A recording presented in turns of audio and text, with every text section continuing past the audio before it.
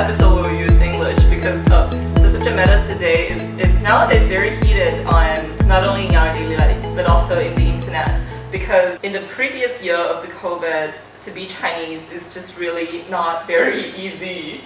I just came back from the UK, and then so in the UK this year the incident is that one lecturer called Wang Peng was beaten very severely after an incident of people telling him that go back to China, you China virus carrier. And then also in Atlanta there was this gunshot tragedy. 8 people died, in which 6 are Asian and 2 are Chinese, like migrant worker, lower class doing sex work. So Lisa, associate professor of cultural studies at Leung, and then I've known her work for many years since my bachelor's.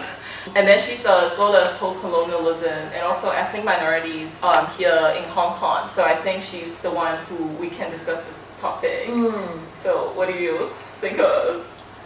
Well, I think these incidents, of course, you can see of it as kind of standalone incidents. But of course, when a series of those incidents happen, then you start to think about why that is the case. And I think during the onset of the COVID, this becomes even more acute a situation. And those 2 incidents you mentioned, I think just put salt into the wound, shall we say, in the kind of racial tensions that have been so embedded in the US history.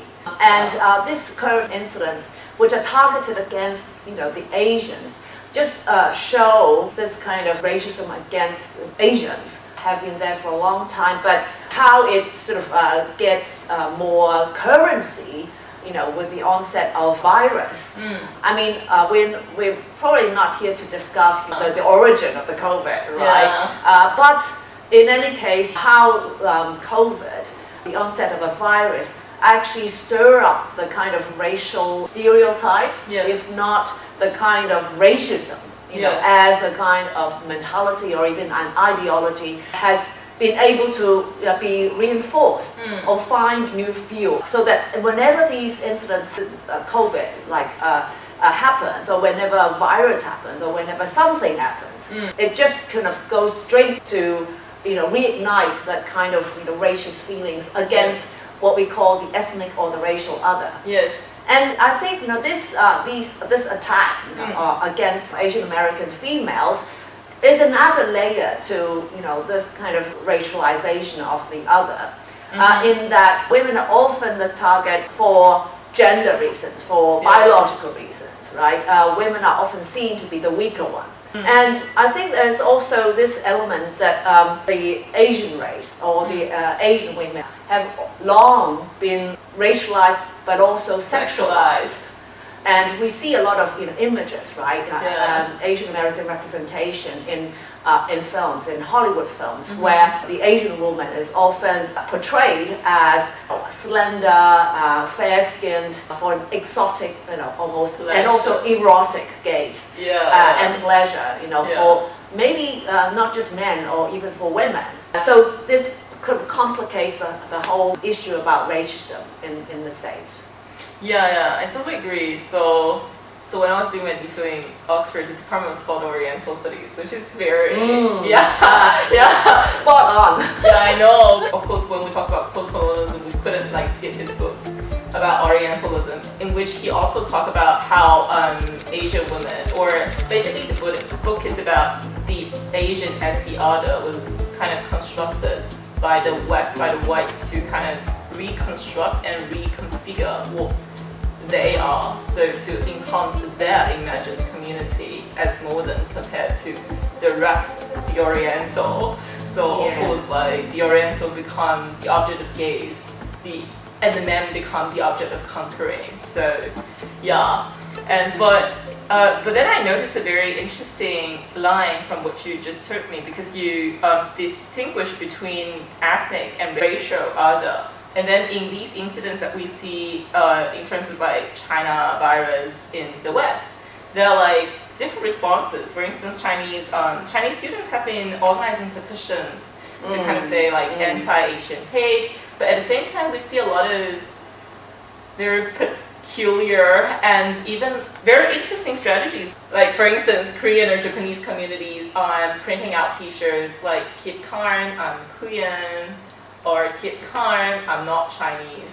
So there's this ethnic kind of othering within that Asian category. But then, of course, when we talk about Orientalism and post-colonialism, we need to think of like all the races, including black and especially yellow, are being made throughout history. It's not set to be that way. Actually, gender could be argued that way too, right? If we use a more post-structural approach. So what do you think of the difference between the ethnic and racial, like other difference? Because that's pretty important. Yes, important distinction indeed. Yeah. Because I think there is a nuanced distinction between ethnicity and race. It's also about the kind of positioning and the kind of referral that we're trying to make. When we utter these terms, right? Yeah, By yeah. ethnicity in general, we're talking about the kind of ethnic or cultural origin of certain that sort of categorizes and distinguishes different cultural behavior, cultural trait between different races. But when we talk about race, you're also referring to more color-based, reference here, which further complicates the matter when we think about how racial stereotypes are formed, right? And I think which very succinctly and appropriately lead us into the question you just brought up. Why are Japanese and the Koreans almost like another wave of campaign, almost like to distinguish themselves that we are not Chinese here. Yeah. And I think you and I both know why, because going back to the COVID-related racism against the Chinese, somehow the Japanese and the Koreans, or actually Asians that have a fairer color, are somehow sort of embroiled in all this. So much so that they become hapless victims in the kind of race-related attacks. And it also brings a very interesting turn to this whole idea about Asian, because Asia is a big continent which contains a lot of different ethnicities. And you can even argue that it contains different races if we further subdivide, the vast Asian continent into ethnicities of different skin colors.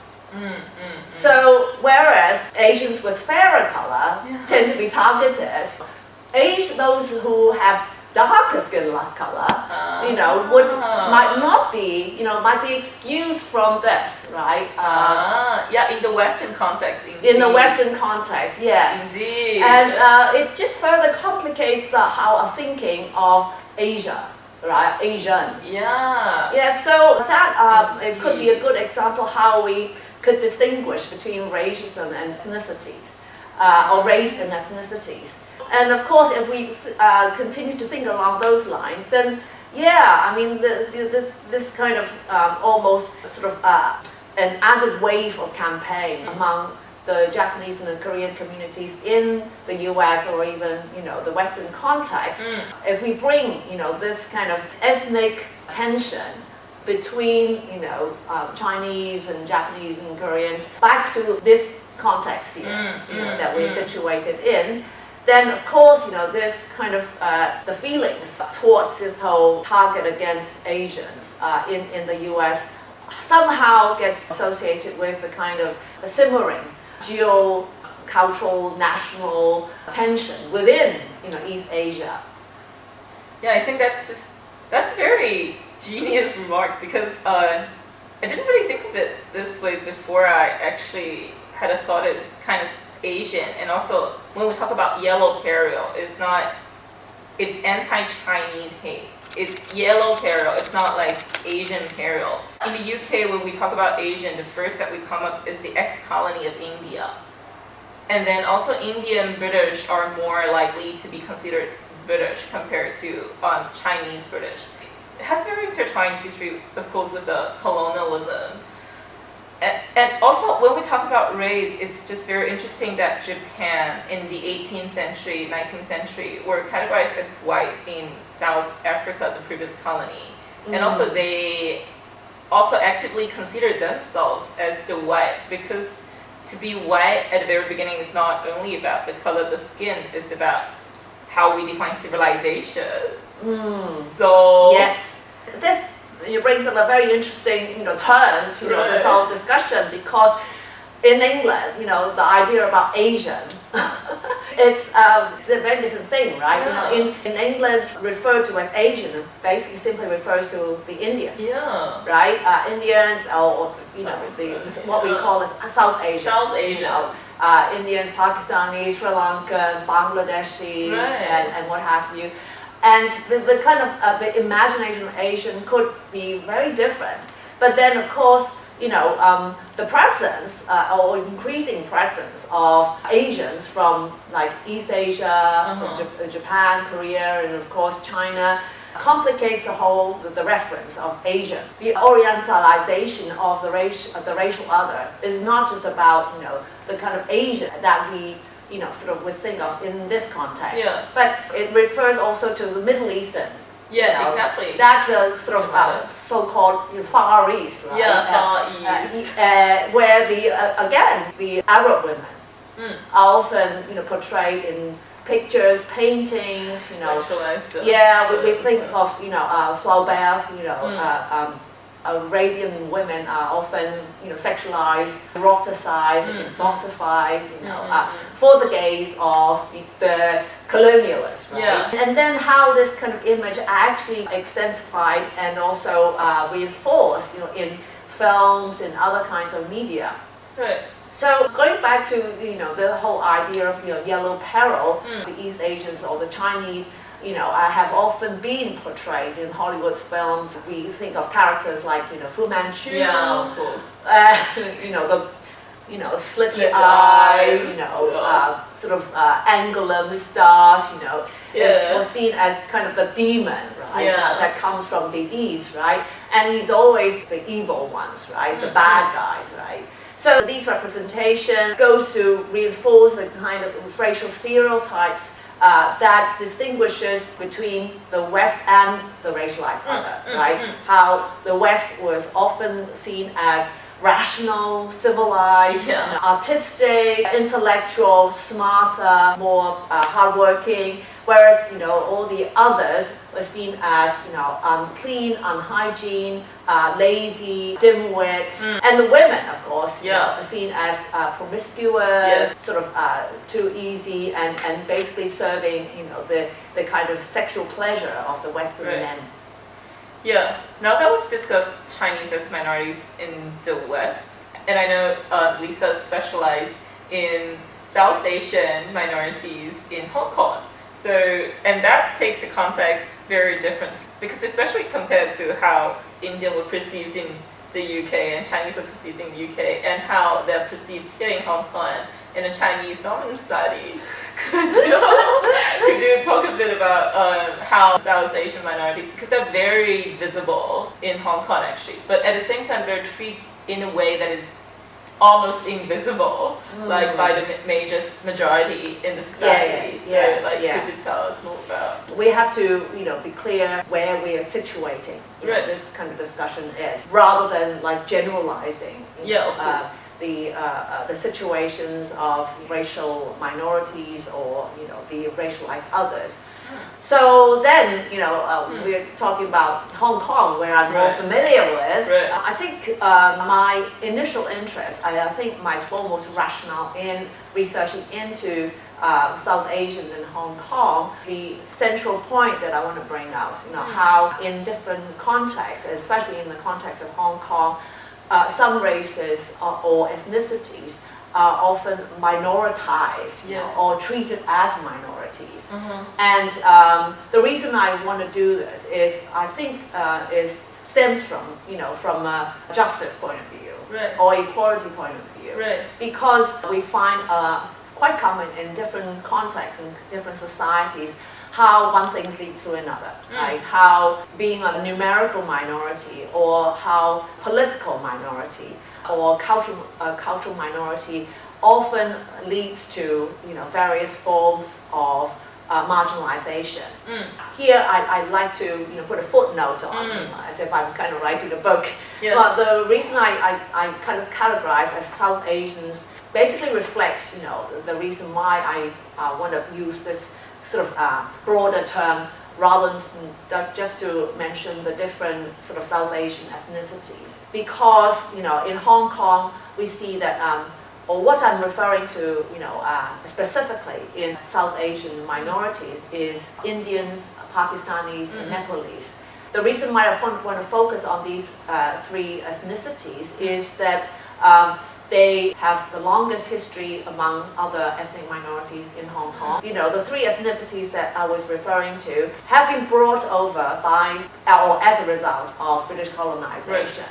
Right. So we see, Indians and Nepalese and Pakistanis would come to Hong Kong in the early colonial period to join the police force or join the army force.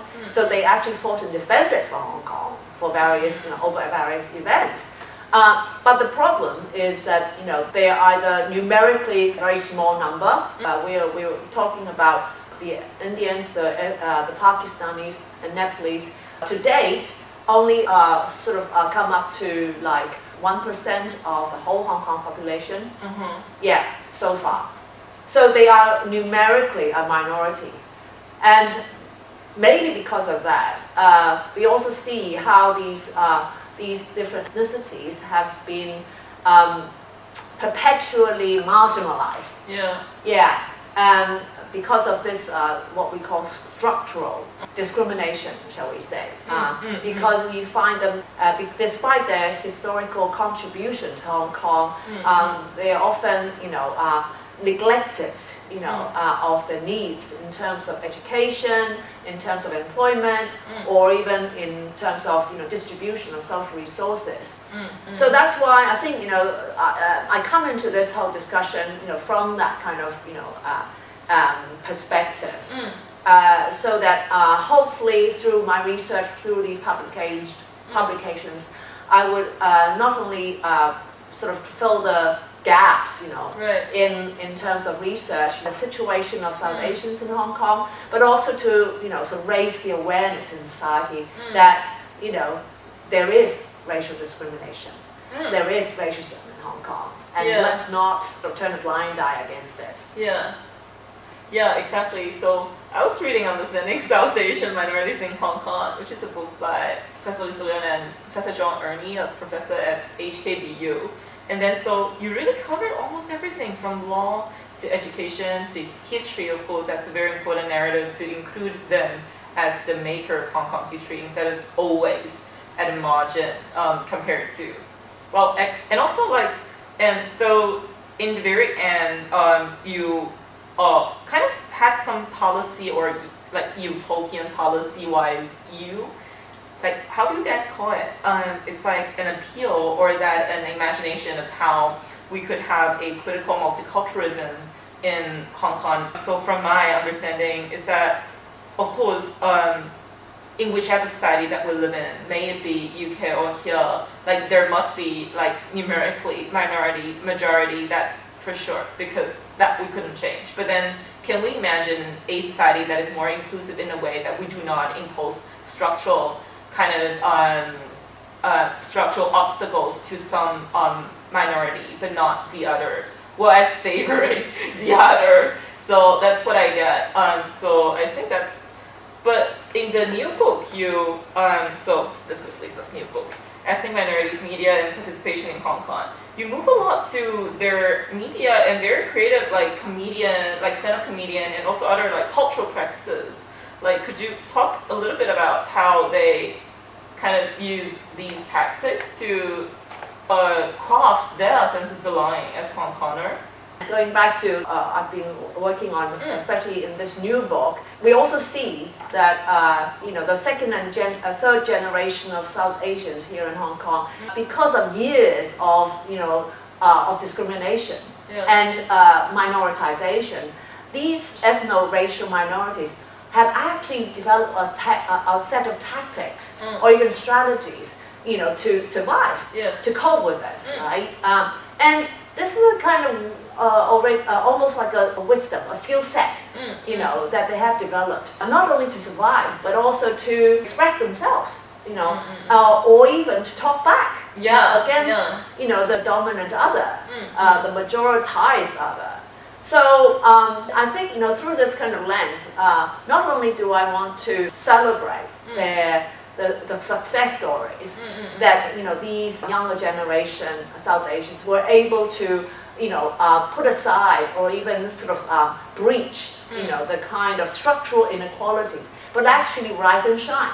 You know, rise and shine and make their mark in society, right? You know, with the examples of, you know, Vivek, for example, quite a famous stand-up comedian right here in Hong Kong, or community leaders, and then, for example, like this fashion model, Harmony, who's herself a Congolese resident here in Hong Kong. These success stories actually tell us a lot about the fact that not only do they have a lot of talent, but they also use the talent as a tool, as a method of talking back to, you know, to the society by way of raising, you know, public awareness on the situation of minorities here in Hong Kong, but also to hammer home the needs and the advantages of having or addressing multiculturalism in society, especially in a place like Hong Kong, where, you know, we often took pride that, oh, we are such a cosmopolitan society, you know, we are so international, Asia's global citizen, you know, we're so, you know, sort of international in our outlook. When we actually, you know, witness, you know, a lot of, you know, racism, you know, sort of simmering underneath. So how can we claim, you know, that we are cosmopolitan? Right? Unfortunately, you know, the world seems to be closing down because of the economic downturn. We tend to see even more, you know, of these ethno-racial hostilities in society. So then I hope that, you know, this book will not only sort of send off, you know, positive messages to all those who think of themselves being discriminated, but also help and start thinking how we can envision, you know, a more racially tolerant, if not inclusive society here in Hong Kong. Also, this is a very good case to show how when we talk about resistance to certain structure, it doesn't have to be like that massive. It doesn't have to be that like X versus the wall or that like hardcore. It can also be in the form of fashion, comedian, and etc. These are also, I think, very valid resistance that we see similarly, like how minorities appropriate, like in the world that is becoming less cosmopolitan, or when cosmopolitan has been reduced to mere a lifestyle without its inclusiveness, without any inclusive values in it.